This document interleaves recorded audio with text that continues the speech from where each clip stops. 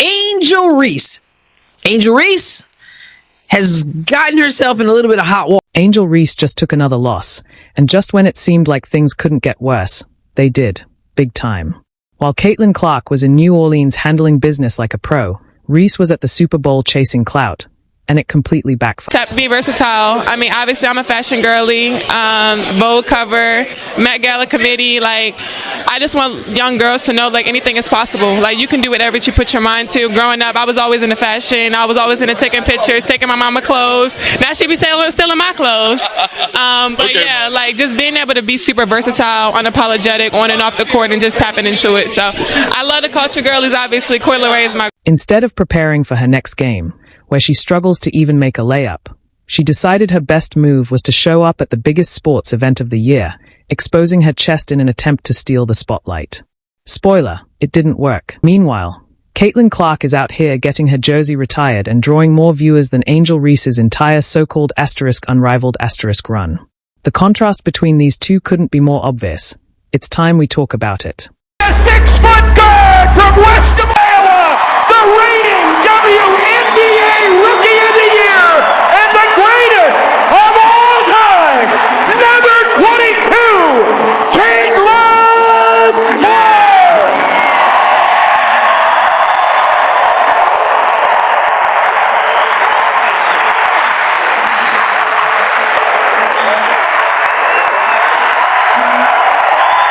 You'd think a player struggling to make a simple layup would be in the gym. You'd think someone about to play another unrivaled game, where, let's be real, nobody is watching, would be locked in. But not Angel Reese.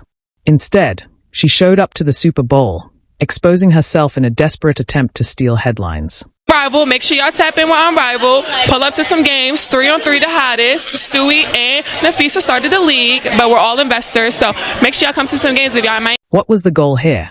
To go viral? To make a statement? Whatever it was, it flopped. All she did was make herself look desperate. Instead of focusing on improving her actual game, she's out here chasing clout, once again proving she cares more about being a social media personality than a basketball player. And let's talk about the irony. She had the audacity to call out a teammate for not passing the ball when she's the biggest ball hog in the WNBA. How does that work?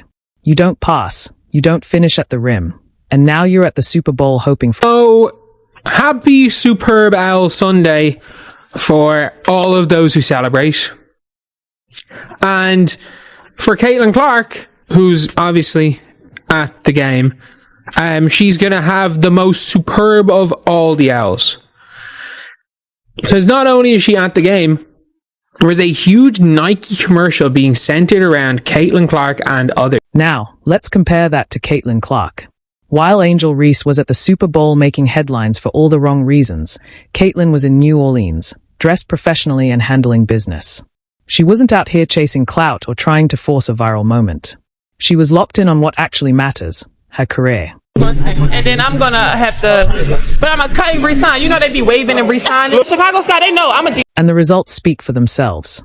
CaitlinClark's jersey retirement event had more viewers than Angel Reese's entire unrivaled run. Read that again. People care more about a single ceremony for Caitlin than an entire season of Angel's so-called basketball. That's because Caitlin is about the game.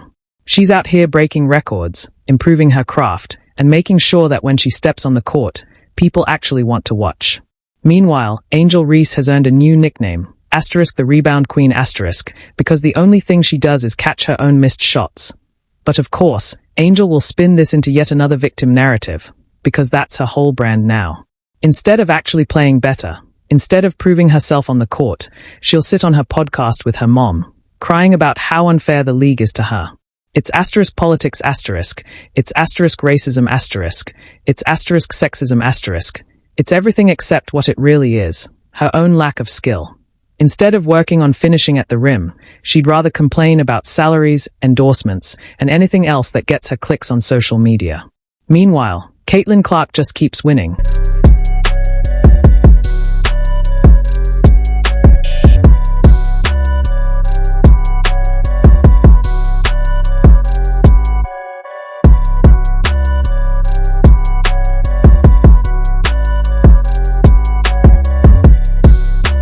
At the end of the day, The difference between CaitlinClark and Angel Reese is undeniable.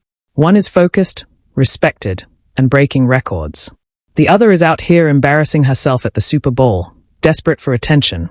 While her own league struggles with declining viewership, Angel Reese can keep crying on her podcast, keep playing the victim, and keep chasing clout. But the truth is obvious. CaitlinClark is on a different level, and the gap is only getting bigger. New life into a struggling brand. After losing market share to Hoka and others, the company's turned to the meteoric rise of women's sports, particularly women's basketball, to spark a comeback. I don't know why they didn't do everything they could to get CaitlinClark literally in the door. I reckon you could have got CaitlinClark a year ago. No, you couldn't have got CaitlinClark, I don't think, before WNBA season. They should have been designing that logo a year ago. They should have had 100 prototypes ready for Caitlin and being like, we've made about 100 of these for you. The reason is we want your signature shoe out. CaitlinClark and Angel Reese may have both entered the WNBA as rookies in 2024 and shared a moment in NCAA history. But that's where the similarities end. The idea that these two should even be compared is laughable. CaitlinClark is a once-in-a-generation talent, a player whose work ethic and impact transcend the sport. Angel Reese, she's barely good enough for her own team to rely on. How you feeling? I'm feeling good. How are you? Congratulations. Thank you so much. So you're a super smart woman. I have to ask, what's the smartest thing you've ever done? Comparing Angel Reese to CaitlinClark is an insult to CaitlinClark. One is redefining the sport, bringing millions of new fans to women's basketball. The other, struggling to stay relevant by playing the victim and chasing social media engagement instead of actual basketball success. CaitlinClark's dedication is unmatched. She's out practicing on her birthday, while Angel Reese is busy making excuses. That right there is the difference between greatness and mediocrity. When Caitlin steps on the court, she's locked in, fine-tuning her skills, perfecting her craft, and constantly improving. That's why she keeps breaking records. That's why she keeps drawing massive crowds. The reason why we watching women's basketball is not just because of one person. It's because of me too, and I want y'all to realize that. Like, it's not just because of one person. A lot of us have done so much for this game, and Kennedy has been here before, obviously, but there are so many great players in this league that have deserved this for a really, really long time, and luckily, it's come. Angel Reese, on the other hand, is always talking about why she's not getting the same respect, the same deals, the same love. But the answer is simple. She doesn't deserve it. Respect isn't given, it's earned. And when you're more focused on being a social media personality than actually winning basketball games, you don't get to complain when the world stops caring. The reigning WNBA Rookie of the Year and the greatest of all time, number 22, CaitlinClark!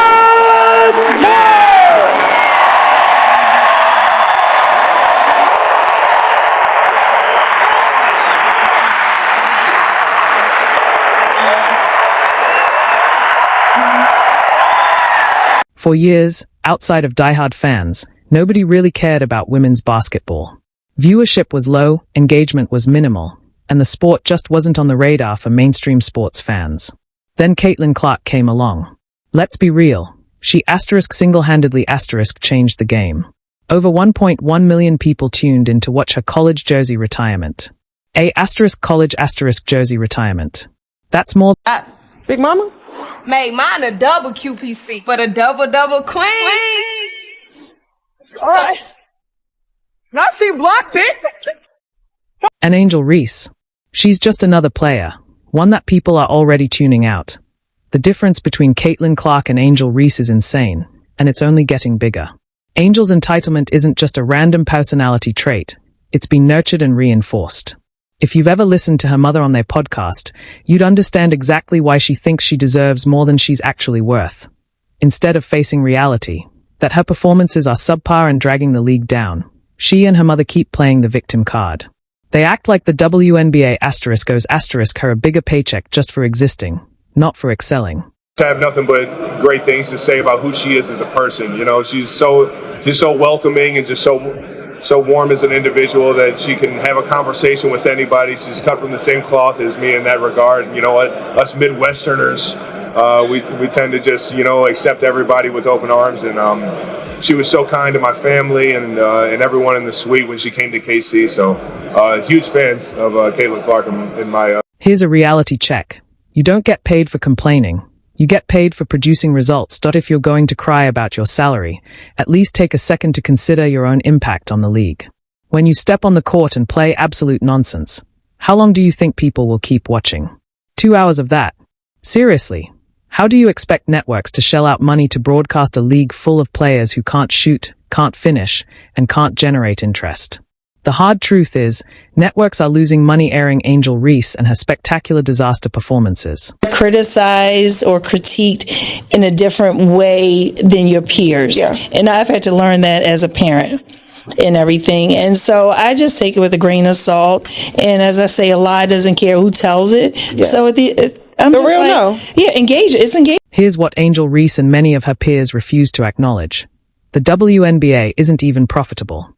It's been on financial life support from the NBA for decades, and despite that, the league is still in debt. That means every paycheck in the WNBA is already more than what the league can actually afford based on its revenue. These teams aren't self-sustaining, they are running at a loss. Without NBA subsidies, the WNBA wouldn't even exist. So when Angel Reese cries about not getting paid enough, what exactly is she asking for? More money from a league that's already deep in the red? Higher salaries when franchises can barely afford the ones they're paying now? Does she expect networks to keep burning money on a product that fans are actively tuning out?